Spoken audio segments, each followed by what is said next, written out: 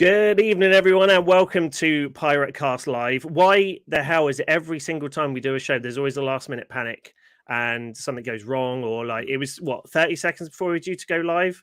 And I was like, where the hell's Ben? I didn't even get a message from you. I was, really worried. I was literally, and our guest will say this when he comes on, because I was chatting to him for 5 minutes before, like, where's Ben? I'm going to message him, and literally you popped up just as I was starting to type a message out. So you're finally here. Yeah, that's all good. It's all good, but yeah, stressful. And for your penance for that, because tonight is going to get confusing because we're going to have two Bens on screen at once. You're going to be Dave for the evening, all right? Dave Duddington, that'll be you, okay? So if I say, Dave, you do the next question, that will differentiate. Then everything will just go silent. Yeah, because you don't remember your name's Dave. What? Be like Only Fools and Horses. Yeah. Welcome everybody to Pirate Cast. We're back, and as Nigel Lee in the chat room has said, and Pink Tuck as well, Michelle in there, has everyone recovered from last night? What a night it was down at the stadium. And again, having a quick chat pre going on air with our guest this week, and yeah. What a night. If you weren't down at the track there, just amazing performance from the Pirates after Heat 5 onwards. It was just a massacre, wasn't it? Yeah, very unexpected. Everybody was very much of the same mindset pre-meeting. They had beaten us earlier on in the season, and we know Leicester are a strong side, and we were like, this could be really, really close. It could be very nip and tuck all through the meeting. And then after Heat 5, wow. Yeah, unbelievable. Absolutely unbelievable. Best I've seen the guys ride as a collective the whole season. Absolutely, and including our guest tonight, who is waiting patiently in the green room. We're bringing on in a moment, and we'll be talking about that as well. Let's get some of the admin done. If you're watching us right now, thank you very much for doing so live. You might also be watching us on the archive stream on YouTube. Check us out, www.piratecast.live. That will take us straight to the YouTube channel, which is also available at youtube.com/piratecastlive. We're available facebook.com/thepiratecast. Twitter, we are at Piratecast. Make sure you follow us over there. Ben tries to get involved as much as he can on the social media side of things, and especially during meetings as well. Really entertaining updates there, so check those out. We are also now available on Instagram, and I've put that in the show plan. Aren't I on board with everything? And that's Ben. So we're Piratecast 1. Yeah. There's the Pirate Cast taken, believe it or not, weirdly enough. Who knew? By who was it? Did you say something? I think it's a college baseball team in America, and they haven't updated since November 2018. So I'm just waiting for it to be deactivated, and then it's ours. But so we'll see how that goes. That was hectic last night, trying to get the updates done across all three formats, because Twitter's not linked to anything, and then you think Facebook and Insta are linked, but no, if you've got professional pages, no, it's not easy. It's not easy. It was a nightmare last night, but fun nonetheless. Trying to relay the excitement of the meeting to everybody. I just hope that people who couldn't make it had partaken in the stream, because obviously the heat we shared, Ben's Heat 6. That we shared on socials earlier today. Scotty Mitchell's commentary is worth its weight in gold. I can't praise him enough for his commentary. It's awesome. Absolutely. And again, if you weren't down at the stadium, if you didn't get to see the stream live, you can go back and buy the stream and watch the match on demand. So make sure you head over to it wasn't BSM, was it? It was just on the pool stream. Yeah, it was the pool stream, I believe, last night, because it's Knockout Cup. livestream.pool-speedway.com. There's a mouthful, but or head over to pool-speedway.com and you can click on the link for live stream there, and you can buy the match. Great turnout this evening for the show. We've got Mandy Smith's in there, Neil Burrows, Clive Tyres is in there, Darren Baker, Morris Sang is in there, Alan Hickson is in there, Super Guttering and Drone Services. Give them a bit of a plug. The guy does everything. He does the music down at the track. And he also does drones, and he does guttering. I mean, you can't get three more diverse things, I don't think, ever. I think it's more the drone bit than the guttering at the moment. But yeah, it's interesting. I was speaking to Carl about it last night, and he's already getting a lot of bookings for the sort of drone service, etc. So how he fits it all in, I will never know. Who else have we got? Number One Pirate, Danny Chilcott, Jez McKinley, Pink Tuck, Sparky, Colin is in, Nigel Lee, as we mentioned, Michelle Pink Tuck is in there, Betty Lou's in there as well. Good evening. Clive Tyres is in there as well. I think we've already said Mo. that. Evening, Mo. There we go. So yeah, we've got a good Neil says, hi, Lee and Dave. There we go. I should get a little thing so I can just paste it over. Look, your there's a name. reason it says at Dudders78. It's Dudders. There's no Dave. There is no Dave, only Dudders. There is for this evening. There is for the next hour. There really isn't. There really isn't. It's not gonna happen. Okay, with that said, shall we? We've got Ben Cook on. He is patiently waiting in the green room. Shall we bring him on and get to all the juicy stuff from last night? It was a hell of a meeting. Let's bring him on. Here we go. There is the man himself, Mr. Ben Cook. How you doing?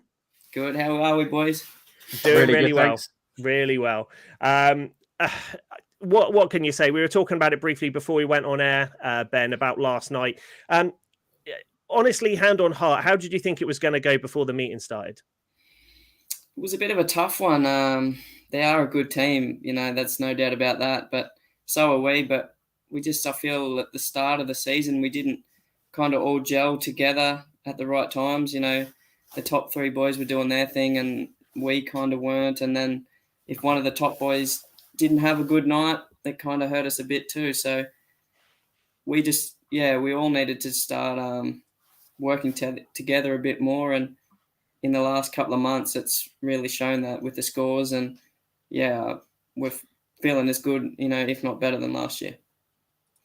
Amazing. And they always say that, every team has usually three strong heat leaders, but it's the second strings and the reserves that are going to win your meetings. And that really, it is summed up in what happened last night. Obviously, you with a paid maximum, Zach, of course, with a strong 12 from 5 rides. Nathan, even pounding in there at a 1+1, just contributing towards it. And I think we all saw a different side of Nathan last night when the score didn't necessarily reflect that, but he was really going for it and really giving it some welly some of the time, and obviously Drew as well with 7+1. And again, as you said earlier on in the season, potentially some of the Pirates weren't necessarily firing. You all had good meetings, but they never were at the same time. And I think touch wood, we're coming into the playoffs and starting to get deep into the playoffs now. Everyone's starting to fire at the right time. Yeah, for sure. That's the biggest thing, and it's tough for Nathan.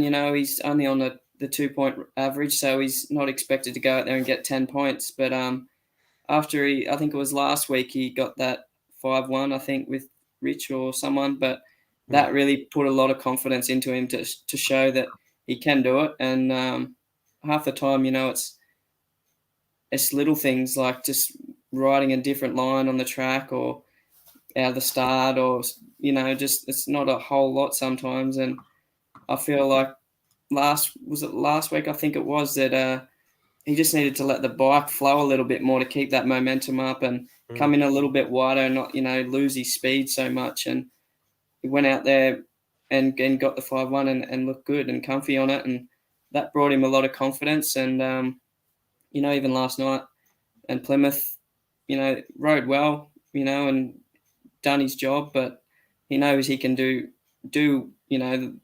what he done last week. So it's only up for him. Yeah, absolutely. As Dave's just said in the chat room, make sure you get your questions in. Ben is here for us for the next little while. So if you want any questions you want to fire at Ben, stick them in the chat room there, and we'll relay them over to Ben as well. Dave, Ben, do you want to start feeding through some fan questions? I've got one of our own actually. So Ben, Danny was quoted in the media today. Danny King, he said that obviously there was a bit of a pep talk after Heat 5 when we went way back on aggregate because Leicester had got the 5-1. What's that sort of situation like? Obviously, we see it from an outside and we hear about it.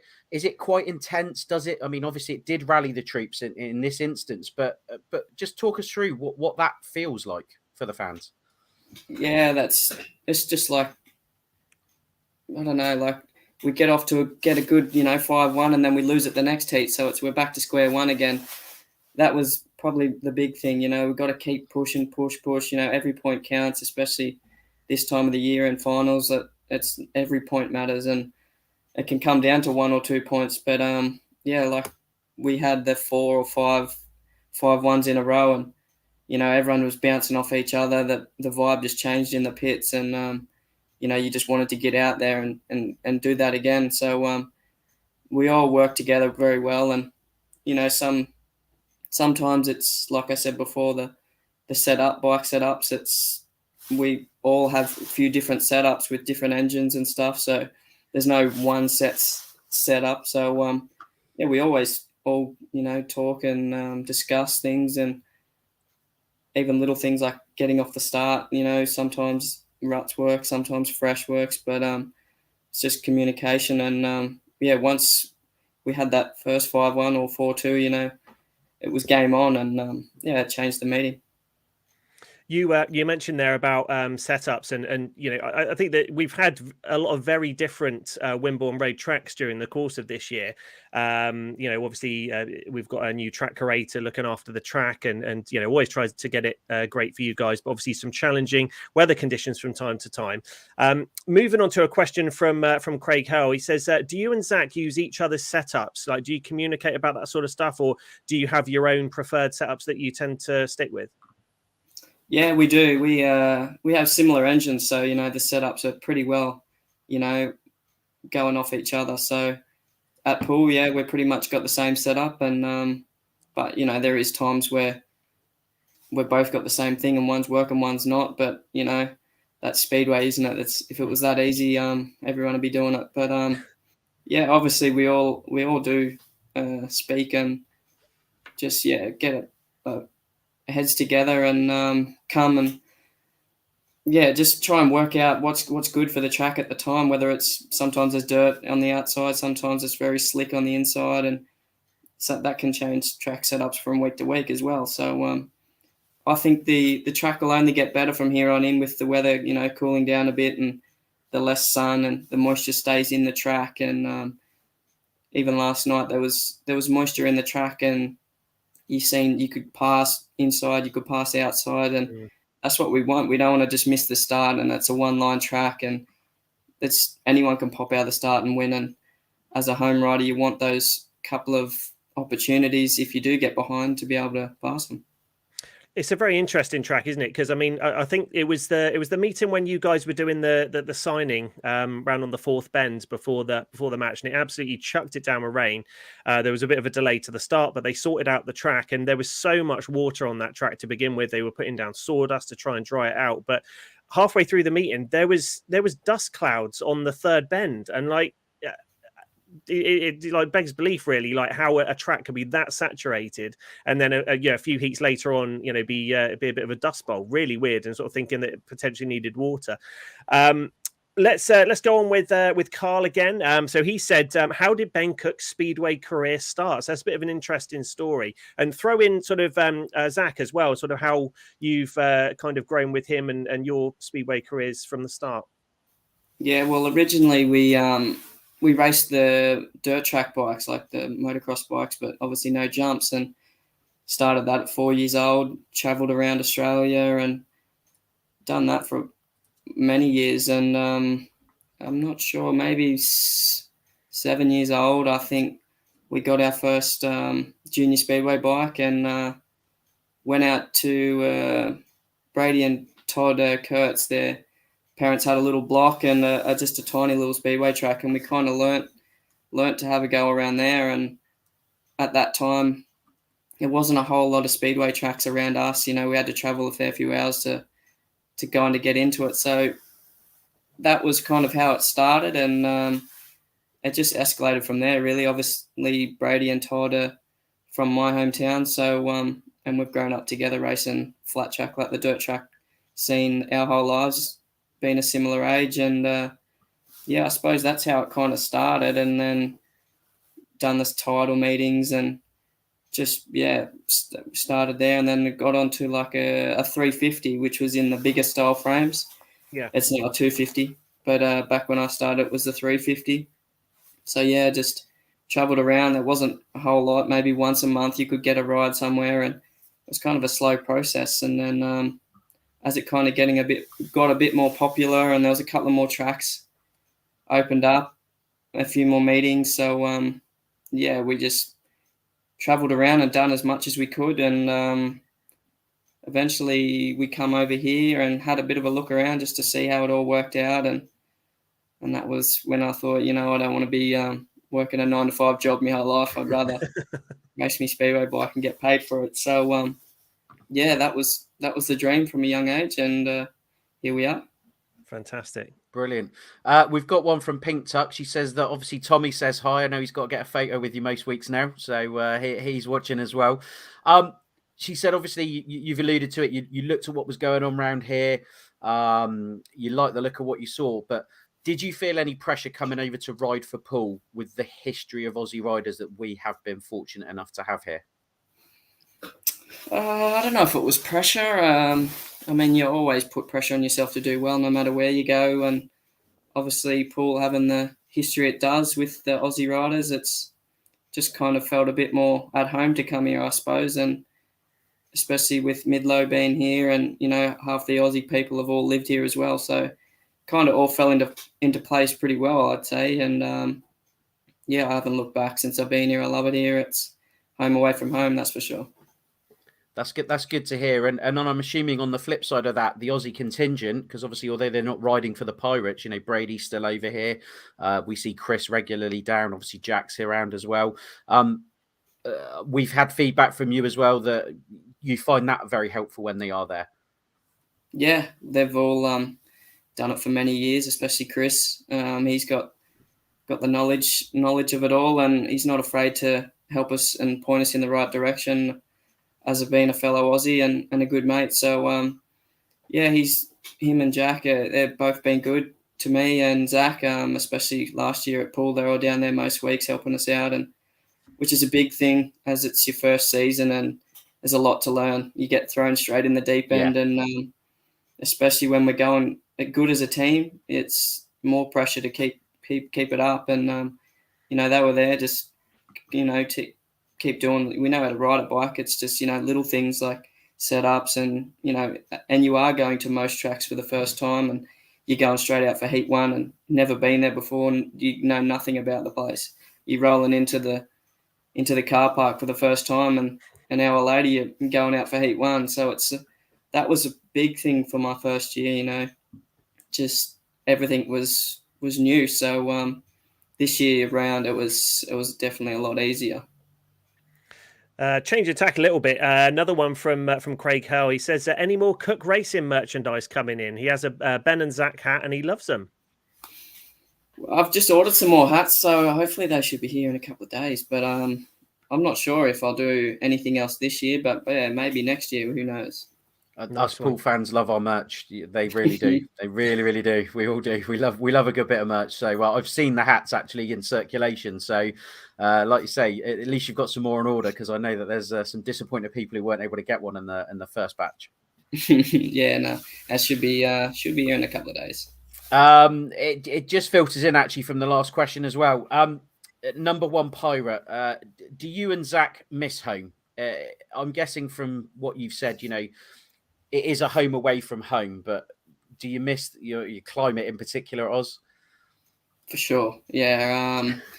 It's nothing like that. But to be fair, we had a good summer here. I can't complain with that. There was no sight of rain for a long while, but there's nothing like going back to Aussie and seeing all your family and friends, and yeah, just chilling out. But when I'm here, this is probably the best scenario that could happen for me. Living here with Midlow and Susie and everyone, and it's such a cool place here. But yeah, obviously I miss going home.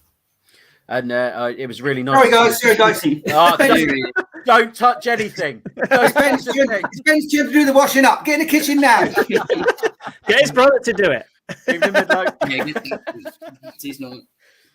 I was just about to say, actually, it was nice because obviously we were aware your parents did come over for quite an extended stay in the summer. Unfortunately, they got the misfortune of sitting in front of us when we were cheering, so they got a bit of earache. But yeah, that must have been nice for you as well. I understood they captured Cardiff as well. You were able to go there?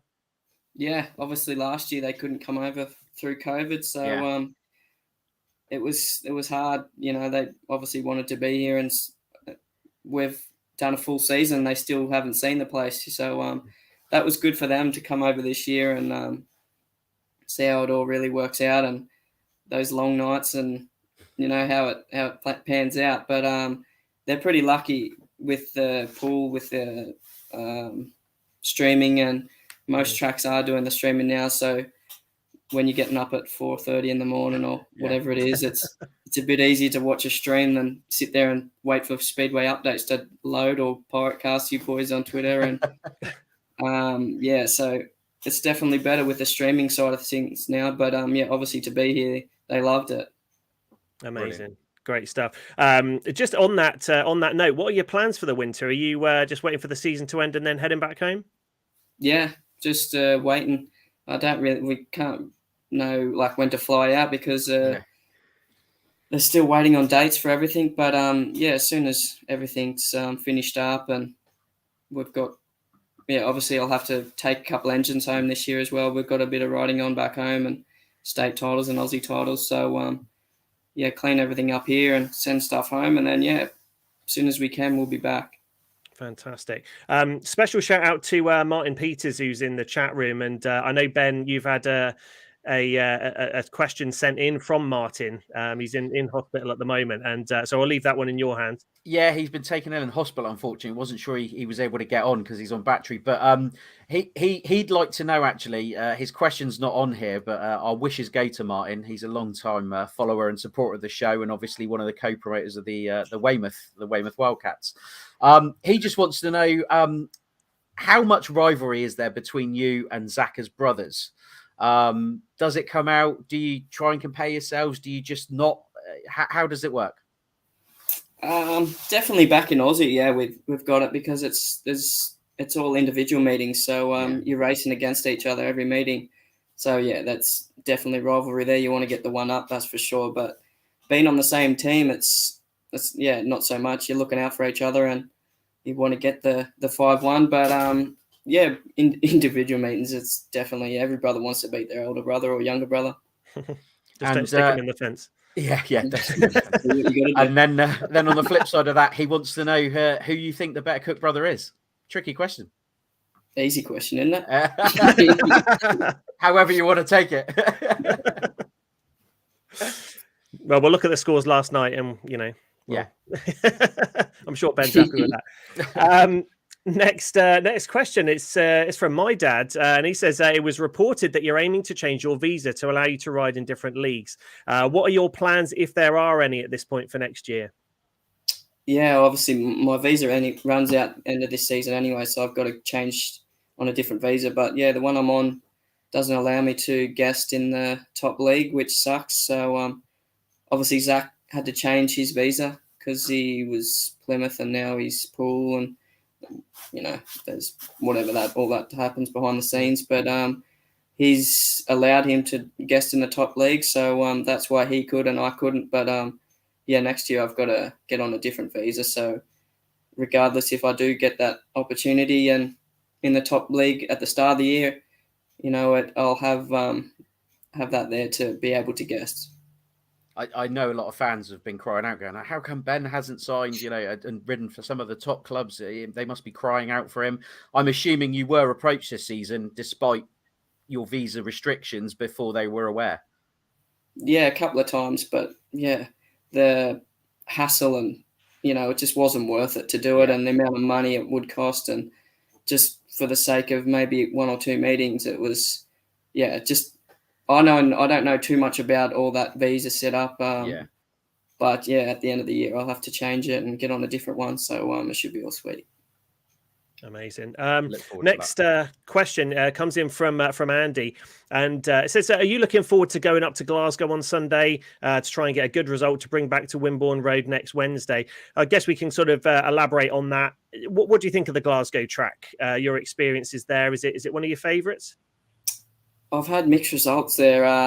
It's a good track, but everyone can be fast there. That's the problem. And if you're not getting off that start, it's hard track to try and build the speed up to pass someone, and especially when the Glasgow is such a good team. And the first meeting I ever done, I was in reserve I think last year, and I scored double figures I think, and a couple of times I've been there, I've had speed, but I didn't really score much from it, but this time around, hopefully it's a much different story, and we can all go up there and show them what we can do. You know, we think we got a draw there earlier on, and there was a few of us that, you know, obviously were far off what we should be getting, and if that's the difference in winning and losing, and if we could get a lead coming into pool on Wednesday, that's obviously what we're going there to do, but that would make it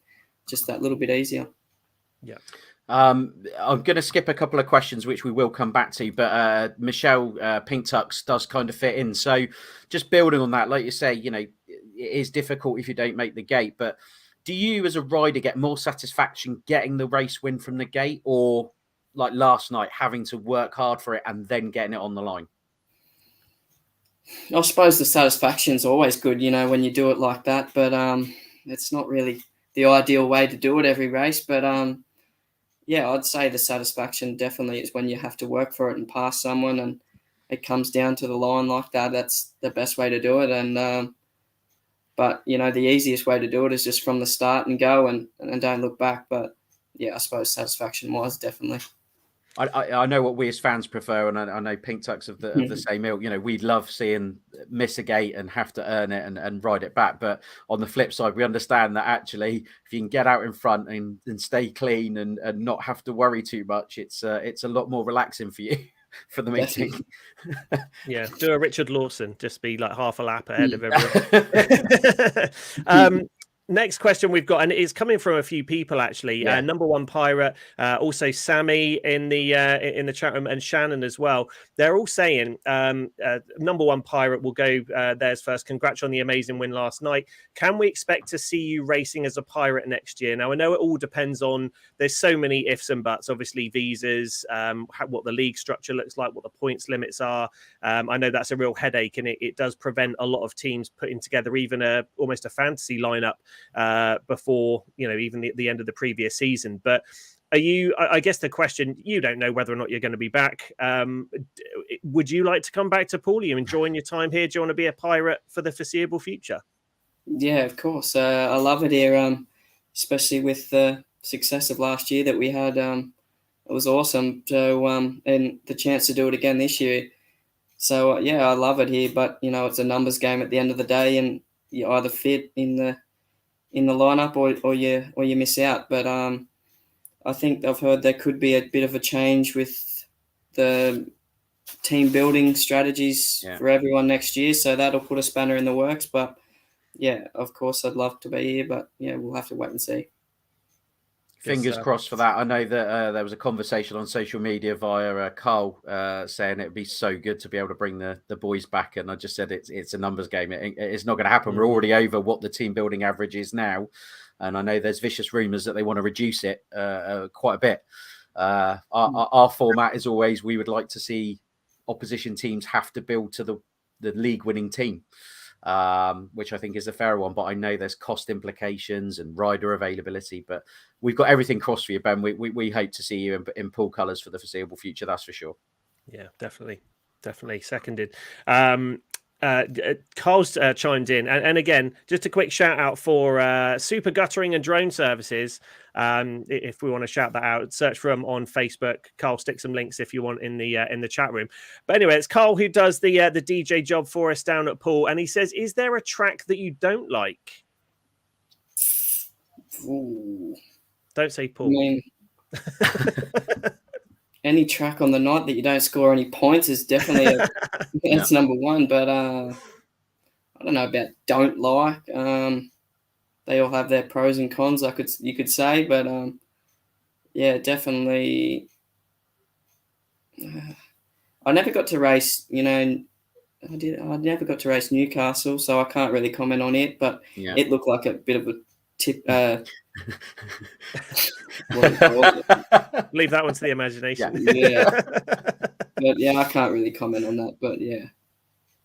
Cool, and then just building on that as well, Craig Held in the chats just said, on the flip side of that, is there any tracks you've not been able to ride yet over here that you really want to have a go on? Yeah, definitely the top league tracks, all the nice ones like Bellevue and Peterborough, and you know the big open. I'd like to have a go on them for sure. But I've had a go on Wolves for Rory Schline's testimonial last year. What else? Sheffield. I've had a practice there a couple of years ago, but obviously want to get into those big tracks, open tracks, and see what I can do. Great stuff. And again, obviously your ambition there to move up into the bigger leagues, it's really apparent that's what you're desperate to do, and over the next few years on an individual basis. The same as any rider, I would guess. You're looking to sort of make the step up, start, eyes towards the GPs. Yeah, it's one step at a time.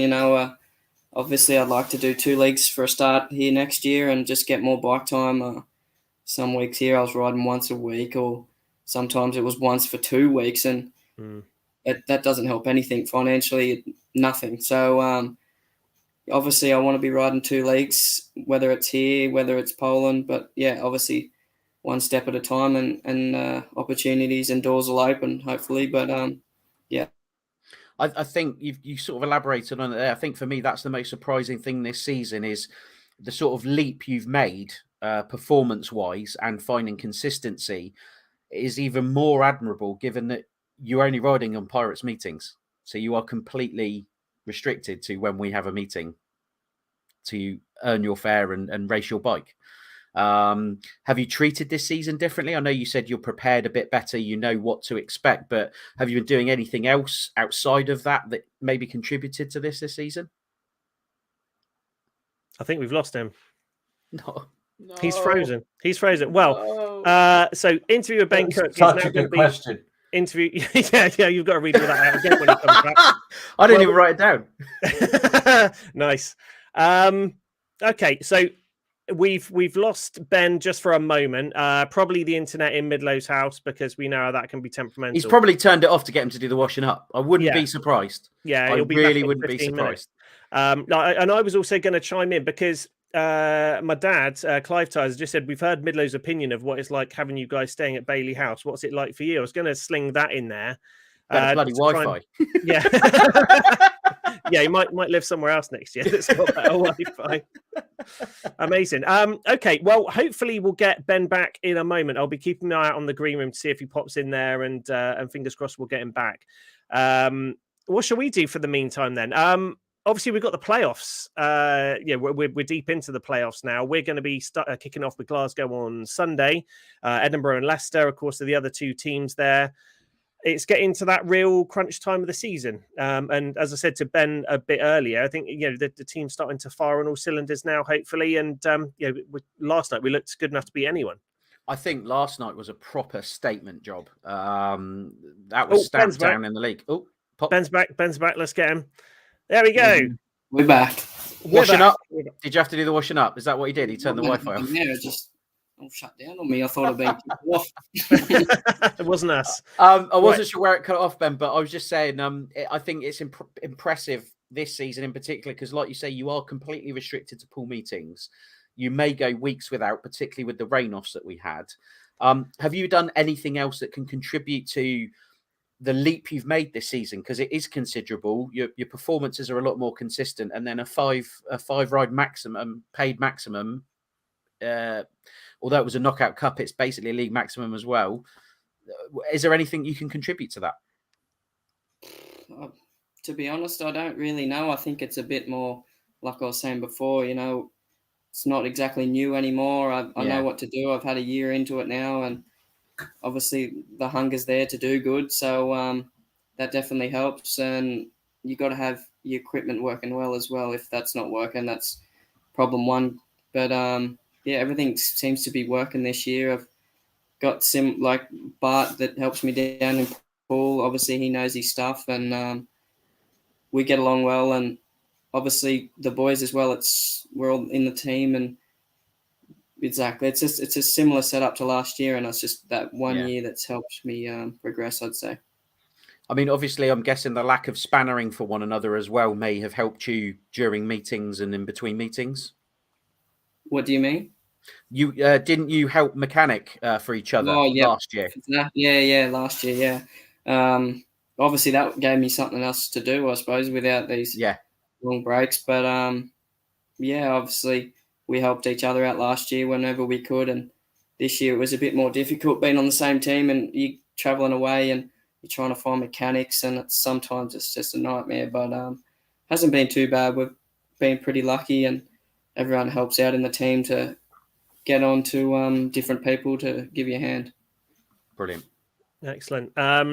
Clive ties back in with another question, and we had a cameo appearance from him earlier, so we'll bring Midlow into this. So we've heard Midlow's opinion of what it's like having you guys stay at Bailey House. What's it like for you? And I'd just like to know, like Ben and I have had kind of a personal view of this. We came over to Midlow's place, what was it, a week or so before the testimonial meeting, and we had a bit of a catch up with what was needed on the night. And you and Zach, obviously, living there, came in, got your dinner, scraped off the plate, straight in the dishwasher. You wouldn't have known you guys were there. So does Midlow agree with that assessment? Does he think you're, no hassle, or what's his thoughts of it? Yeah, ask him. No, we're terrible. No, it's good here. They're awesome, Susie and Midlow, and like I said, we're lucky to have what we have here. And out the backyard, we got a mini bike track for the pit bikes, and we go play golf. It's everything's here. The workshop's here. We're not stuck in a little townhouse and with nothing to do. So yeah, it's definitely good. Nice. Neil Burrows. Yeah, no. That's what he really thinks. Does he do that on Wednesday nights as well? Yeah, so gets fired up. If you need help, Ben, this is an opportunity to say. Write something down and hold it up to the screen.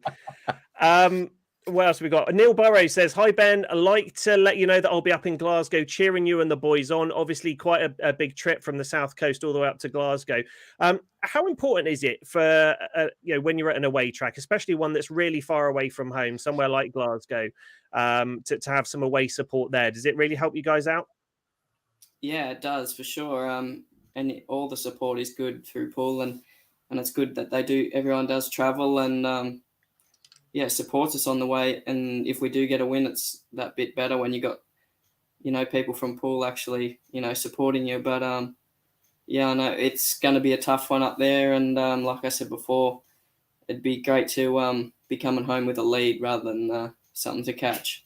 Yeah. Oh, absolutely. I know we've spoken to several riders over the years that have said Pool is a little bit different to everywhere else. One of the tracks where when you're at the start line, you're trying to focus on, sorting your start out and getting the right line and everything off the gate. But it's one of the few tracks where you can really hear the crowd from the start line. And I imagine, when you won that heat last night, what could you hear? Could you hear the crowd nice and clearly on the way past? Yeah, for the follow-on lap you can, but not so much when you're going over the start line. But definitely before every race, when you're lining up at the start line, you can hear everyone and just really getting involved, and it definitely helps. That's for sure, and especially when the pressure's on, it makes it feel that little bit better when you go across the line, you do get that win. Amazing. I got to say as well, on the fan contingent, the Nid Corner crew, they haven't let down all season. They've had a travelling contingent of some form. So shout out to the Nids today. Keep it up, guys. Keep it up for all of us that can't make the away meetings. Pink Tuck's come up with an interesting one, and actually, you're probably the best person to elaborate on it. Have you got a favourite riding number? Because you have been almost in the different parts of the team, reserve, number 2, and I think you did a stint at number 4 as well, and obviously at 2 at the moment. It always seems a tricky one. Yeah, obviously reserves the go-to because you get a couple of easy races, but for the main body side of things, I was in number 4 for majority of last year and majority of this year. It's only been the last 3 or 4 matches that I've gone to number 2, and number 2 it's fine. It's just your night is wraps up pretty quick. You're in heat 1, and then you're in 6, 8, and 10. So there's not a lot of time to change things when that's at home at Pool. But number 2 away, it's kind of more spread out. So they both have their pros and cons. You still got to verse everyone, but I suppose number 2's. I've noticed that it's good that you get those inside gate straight away, get yourself off to a good start. And from number 4, you got the outside gates to deal with on the away track, and it's not always the ideal scenario when you're trying to find something that's going to work, and you come back in the pits and you're just covered in shit, and it's not a good way to start. So yeah, No. you've got to win from every gate. So yeah. All good, all good. Now, one of the questions we always ask, and again, going back to Midlow, obviously we're one of the few teams that has the sort of double team manager duty. If Midlow's not available, it used to be sort of the south and north divide. The more northerly tracks, Javi would take over and be team manager, but they're always sort of willing to step in if the other one's not available. How do you find? Obviously, you live with Midlow, so you've probably got a more sort of one-on-one relationship with Neil. But what's the contrast between him and Javi? Do they bring different sort of elements to the table?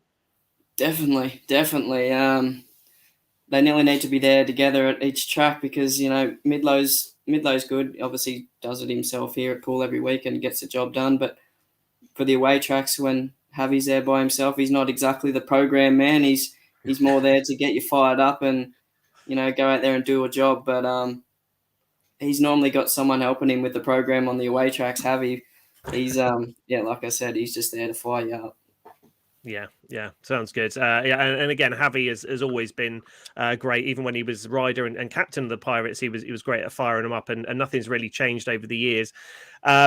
Another question that we've got from our side of things is we always ask sort of your favourite match or your favourite moment from the season.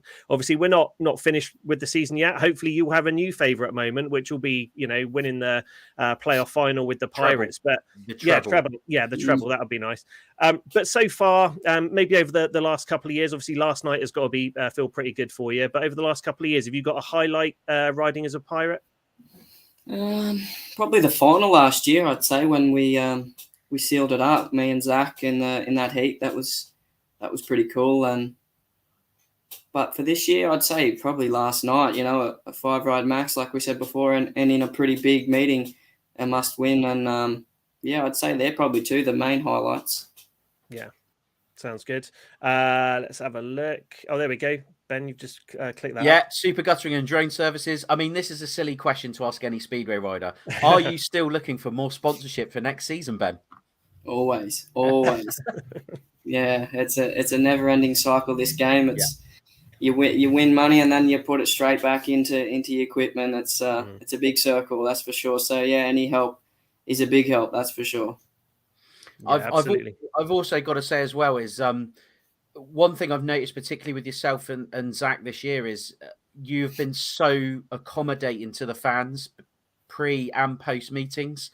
You're always taking photos where you can when you go in, and I think not so much of a question, but more of a thank you. It's so nice to see, and actually most of the team actually this season have been very accommodating. So it's just a big thank you from me, and another massive thank you for yours and Zach's help at Midlow's meeting. You guys were amazing. Yeah, we were all one of them kids years ago, lining up and wanting to get signatures and photos. So for the roles to be reversed, it's the least we can do. Yeah, so will we, believe it or not. I don't even know if they had like engines in the bikes back then. I think they just had, like the Flintstones, they just had to pedal along. They stood up, didn't they? The engine stood up when we started watching. Yeah, it was the old upright days. Yeah, it was good. That's it. Yeah. God, we're old. Anyway, let's have a look. Right, yeah, my dad fires in. The KO Cup final is against Redcar, where we won the league, and also at home. How do you like their track? Yeah, that's a top 3 good nicest tracks in our league for sure. And it's another track where everyone likes going there, and it's hard to probably have a home advantage sometimes when you got up against a good team there. So we had a good win there earlier in the year, and I'd say we're going to go back there with the same attitude and hopefully get the same result. And then come back and hopefully lift the trophy up back at Poole.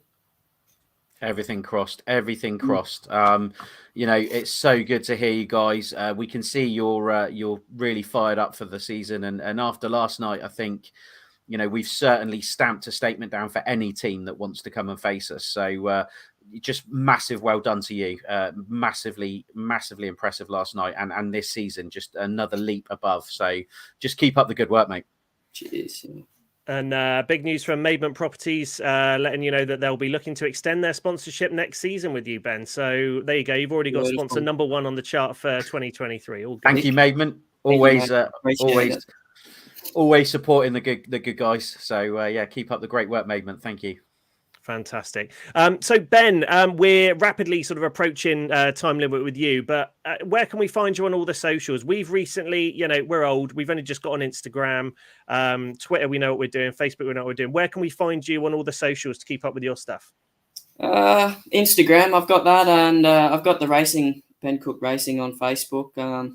That has all the meeting updates after each meeting, and yeah, that's where you'll find most of the stuff with Speedway, and yeah, obviously Instagram as well. I don't do too much on Twitter, but I get on there for a browse every now and again. But yeah, mainly those two. Cool. It's Always really good for odd, an actually. We've said this as well when we were interviewing Nathan. Twitter seems to be the preferred Speedway medium at the moment, which is weird. Yeah. But all the sort of Speedway related stuff tends to be on Twitter at the moment. And like I say, we just got on Instagram, and more of that is the pain that I've encountered this week in linking everything and trying to get it cross posting. But yeah, Ben Cook 80 _84 on Insta, isn't it? And Ben Cook 84 on Twitter, I believe. Yeah. There we go. Good stuff. So make sure you follow Ben on all of those mediums, and make sure you give him all the support you can. Ben, it's been great having you on. Yeah, we've been on a bit of a mission to get all the Pirates for 2022 on the show before the end of the season, and we can tick you off the list now. Really appreciate you taking the time to come on with us. Any last messages you've got for the fans who are looking forward seeing you guys get deeper into the playoffs? Yeah, thanks you guys too for having me, and it's good to see this kind of thing, and shows a bit more about and the behind the scenes of what we all go through. So yeah, good stuff to you lads, and yeah, hopefully, well, the number 1 goal is to be lifting trophies at the end of the season. So that's the biggest goal, and yeah, hopefully we can definitely do that. Amazing. Fantastic. Thank you so much for taking the time out, Ben. We'll see you down there next Wednesday, and good luck this weekend up at Glasgow. All the best. Thanks, Ben. Take it easy. Enjoy the washing up. Take care, mate. Cheers, Ben. Take care. Bye. Bye-bye. There we go. And let me you, Phil, because I've got to change all the things and everything back. Yeah, I've got something about that as well. You freaked Michelle out earlier. When we were the wrong way around, weren't we? Yeah, we were the wrong way around. It's like the whole Ant and Deck analogy. There we go. There we go. There we go. Hopefully that's more natural, Michelle, and business is resumed. Yeah. So yeah, really appreciate that. Great interview with Ben Cook. See if we get quoted in the Echo. I don't know. It might happen. Ben already had an interview with the Echo based off of last night, so that was really cool. Random comment from the. I was just going to say that. Always chips in with a random one. Be very careful, Scott. Is all I'm going to say. Yeah. Yeah, very careful. Tread carefully, my friend. So the show plan is all over the place because we started talking about the playoffs a little bit when we lost Ben halfway through the interview, but off of last night's performance, what are you thinking? I mean, it's trying not to count too many of our chickens, but if that team performance last night as a whole, again, Nathan got 1+1. He scored his average, which is what his job is. So you can't criticize him for that. And as we said, he definitely looked as though he'd turned the page with, just sort of throwing the bike around a little bit more than he has been other points during the season. So fair play to Nathan, and it will get there. But everyone else seems to be doing really well. What are your thoughts on prospects for the playoffs and everything else? It's a tough one, isn't it? Because last night was a surprise, and that's not a detriment to our guys. It's more around how solid Leicester are as a team. We said it on our first episode when we came back this year. When we did our sort of league preview, I said Leicester are solid throughout. And until last night, even last night at the start of the meeting, until sort of after Heat 6, it's the best I've seen Morris ride Poole this season when he's visited. And Howarth has just been a beast in both leagues this season. It's great to see a Brit, like Kyle Howarth, who's been around for quite a while, develop. But they just, I don't want to say they threw the towel in, but it was just relentless that second half of the meeting, and they just did it. And if we can do that, we can do the lot. But it is the right clubs in the final, in the playoffs. It is the right teams there, and they're there for a reason. That they're all very, very strong teams, all coming. Probably we've got momentum, and I just hope we can build on that. I think it's tricky going up to a place like Glasgow on Sunday. But if you told me we'd have come back from Leicester on Saturday with a 2-point deficit, I'd have ripped your arms off for it all day long. Yeah, totally. I agree with that. So it's tricky. I would love for us to carry on riding like this, and it is the most consistent we've been as a team, but it's hard to say. It only takes one failure, one chain, something. Yeah. Turn a meeting, and hopefully it's not on us. And a mindset of the team as well. If something bad happens and it can cause the rest of the team to spiral, it is one of those things where, chain reaction can sort stuff like that out. Clive Tyres, how do we think Basso at number 1 for Glasgow will do? That will be interesting. It'll be interesting to see his reception. He didn't get a warm welcome. I was quite surprised by it. I think that was more of the media reporting on it than anything. But he's at number 1 for a reason in the Championship. And he's proven himself in the Premiership this season as well. It just depends, because he has taken quite a few hard knocks this season. It depends how he's feeling now, because he does put a brave front on when he's injured. We know he wants to give his best. We know he's a crowd pleaser. But one thing I noticed when he visited last time is he was trying a bit too hard. Yeah, he'll be looking to prove a point, obviously, when he after last season. Is anyone going to wear their Ben Basso hats? That's what I want to know. They're Drew Kemp hats. Roll them down. There should be no Ben Basso hats. Unclip them, roll them down. Drew Kemp bucket hat. Job done. Should we just do a ceremonial bonfire in the middle of the centre green? I think Mr. Hickson may have words with that, unless there's no fireworks, and then it could be a double benefit. That would be good. That's I'd love to see Alan running around. That was mutually beneficial. That was what I was looking for. Love it. Michelle scored 60 last night, and Stevie Worrell was a bit under par first half of the meeting. Imagine when he's on it too. We could have but then we could have won it by more. But you could say that really for anyone. What if Richie Worrell, he sort of petered off towards the end of the meeting? Imagine he'd stayed strong all the way through. It's so many what ifs there, but then you've also got what if Nathan had managed to clamp the inside down on the last bend of his second ride? Yeah. That was a heartbreaker. Been unpaid for. Yeah, exactly. So there we go. Yeah, lots of what ifs there. I'm just happy we won that one and we're through. Alan says NID hats only. That's good. Darren Baker, I might wear my Basso hat, but unfortunately I won't be there. Darren, that's bad. You've got to be there. No, whatever it is, change it. Although if you're wearing your Basso hat, definitely stay at home. Yeah, or a fire on the Martin Peters, or a fire on the track. No, we don't have Plymouth track prep. Thank you. Yeah, if it's really raining, we'll try that. We'll put some hay down and light it. At least the fire station's not too far away. Yeah, that's true. Yeah, I haven't got far to go. Another thing that we wanted to touch on, and this has been something we've heard from a couple of people over the last month, let's say. And I would like someone, if they're still in the chat room, I'd like Carl to be a part of this conversation from the chat, and we'll highlight his comments as well. Criticism about the music at the track. Now, when I say criticism, it's obviously not from everyone. I personally feel that the music and presentation has come on leaps and bounds over the last couple of years, certainly. Whereas I think the music is crap and we need a new DJ. That's awful. What the hell was that? Was that your cat? Yeah. When your cat says that, when you've said that the music's crap, you know what's going to happen. You're going to get your face scratched off.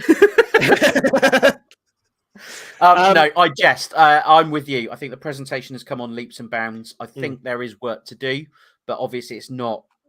It's in the promoter's hands. And I think that big screen, I think there's more that can be done with that. And we were talking yesterday. I know we're NFL fans and that's not everyone's cup of tea, but it's very much presentation. There's reporters roving that are beamed onto the big screen as well. So there's other bits. It's not just about the music, but I don't go to Speedway to listen to the music. It's a nice addition. And for me, I think it's got to be a younger genre of music on the whole. Absolutely. Because I've seen a lot more younger fans coming the last season. Yeah, you are 100% right. I think the other thing that you've got to think about is, Rome wasn't built in a day. There are sort of small changes being made, each and every year, almost sort of as we go through the season with the presentation. We saw the mascots come out a little bit more this year as well. The music's been great. If anything, I think Carl says every track is copying what I'm playing, and why is that not going on? There you go. And the SGP booked me. Good enough for me. Exactly. You can't say that any better. And again, Ben, when it comes to media and all that sort of stuff, we like to think we're kind of a little bit ahead of the curve, doing stuff like a live stream and video show, trying to get things up to the sort of the modern day. But even though we'd like to think so, we're not the target audience anymore. People 20 years younger than us are the target audience, and I'm more than happy for those guys to be catered for. Absolutely. So go for it. Speedway's got to grow, and the people that are complaining about the music now probably loved the music 20 years ago that was playing at Speedway, and there were people 20 years older than them at the time moaning that it was too modern and didn't like it. It's just the way the world works. I think he's got a balance, and that balance does have to be sort of a 65-35. Yeah, new to old, and I think he does it very well. I don't notice I wouldn't say it's seamless because it can't be, but I don't notice a big change. Does that make sense? Yeah, exactly. When there's a newer track to an older track, there doesn't seem to be a massive jarring change, and Carl does it very, very well. We've got to know him as the season's gone on. Like you've put there, Damage Pain, great mixture of all genres. I'm still missing King of Kings though. I think Make Way for the King. It's not everyone's cup of tea, but if you listen to the lyrics, Make Way for the King, when Danny King wins a heat, it's a banger. Yeah. You can't get better than the clerk of the course saying Carl is one of the best things that's happened to Paul Speedway. Completely agree. Who else have we got? Did you just bring one on? Oh, sorry. Yeah, that was the one. No, that was the one I was going to do. Okay. Yeah, the music is great. Nothing wrong with it at all. Of course, there are things to improve, but you have that anyway. You go exactly. And when you've got something, here we go. The music is great, and you know how old I am. You're an exception to the rule. That man, older generation. Carl, don't start playing Cascada for Christ's sake. Yeah. Jesus. Anyway, I think Michelle's is dangerous. I think the second half of Michelle's is probably not advisable, particularly with some WhatsApp exchanges we tend to have with Carl during the meeting. Yeah. Don't give him a mic. Let's not do that. I'm sure he'd love it. I don't know why I get so much cover, boys. I'm not important. Well, you are, Carl. You're the you and Nigel are the voice behind Paul Speedway. You're the background music to Nigel's mic work, essentially. So yeah, there we go. Absolutely. No Cascada as that hurts the most, says Scott Mitchell. Oh dear, there's going to be a fight in the chat room in a minute. But on the flip side, yeah, Carl's music's great. It's been a breath of fresh air. Again, 100% agree. And again, how many sports do you get that's got such a diverse range of people going to it? You've got Speedway, and there are people in their 70s, 80s, even 90s going to Speedway, and then you've got kids there that are, in the single digits, into their teens, 20s. You can't appeal to everyone all the time, and that's just the facts. Exactly. So he's doing a great job, and again, not kissing ass or anything, but means he's doing something. Exactly, means you're doing something right.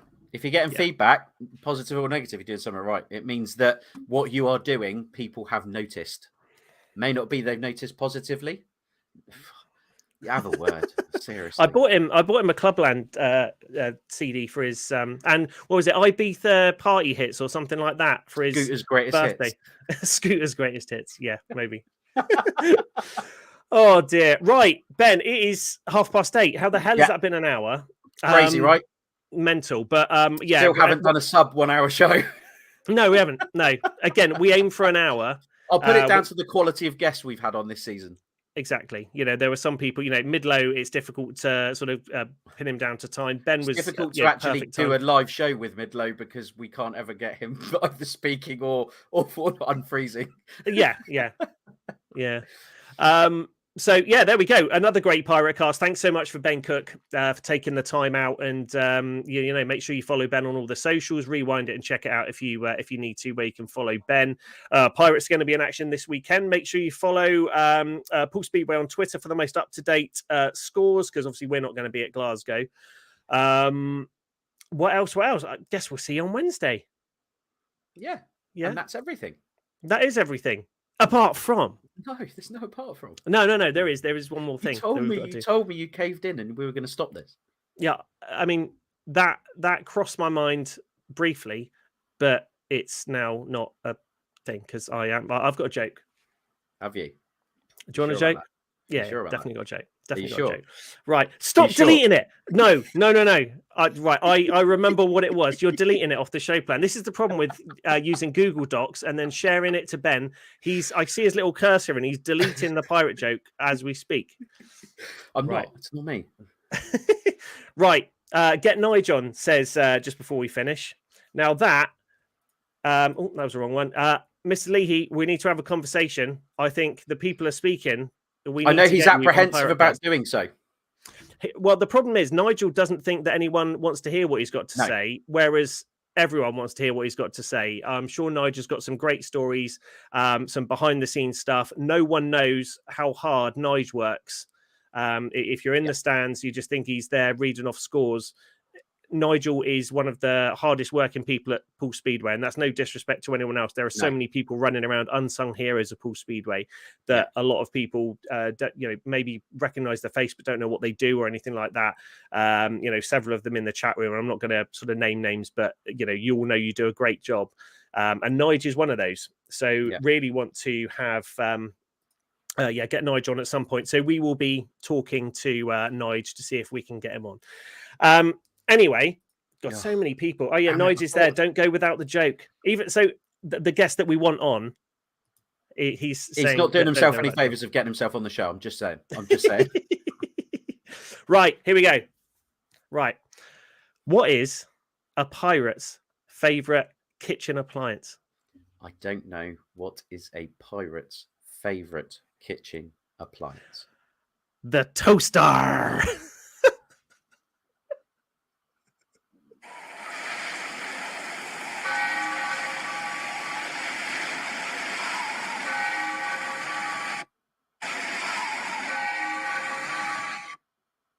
What is that?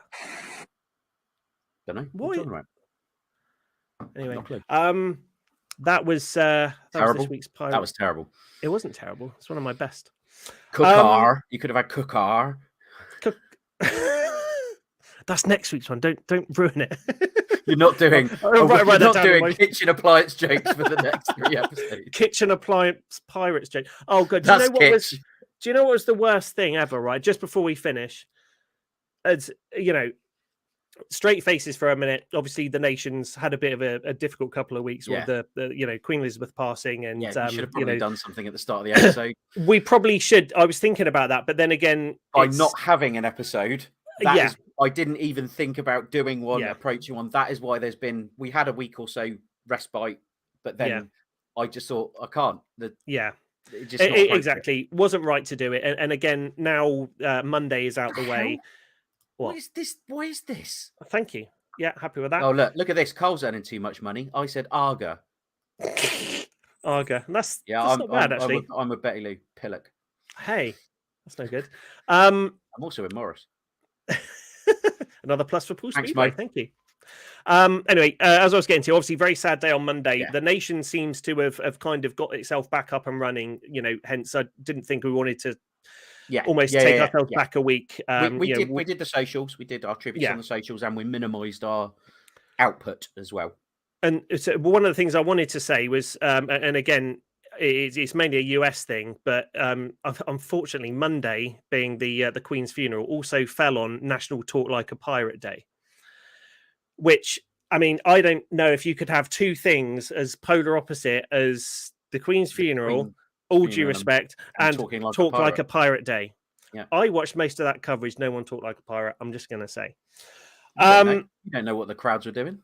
Yeah, I mean, they weren't mic'd up as well as we are. So exactly. You never know. Right. Thank you, everyone, for tuning in, checking us out. And thank you very much once again to Ben Cook. You can follow us. All the socials are down there, apart from the Instagram. I need to get that edited and stick that on there as well, so people know where to find us on Instagram. No rush. We'll be down there. No rush, yeah. While it's Pirate Cast 1, no rush. Yeah, at Pirate Cast 1. Yeah, so you can follow us over on Instagram now. I want to build that up as well. So, yeah, if you can follow us over there, that would be awesome. Yeah. Thank you, everyone, for tuning in. Always a great chat room. Got some really good numbers tonight for Ben as well. We will see you down at the track on Wednesday. Have a great week, everyone. Take it easy, guys. Thank you so much for your ongoing support. Really appreciate it. We will see you. Oh, I'm trying to film now. Here we go. I found the outro. Let's do it. We've got the outro. Yeah. Bye. Bye.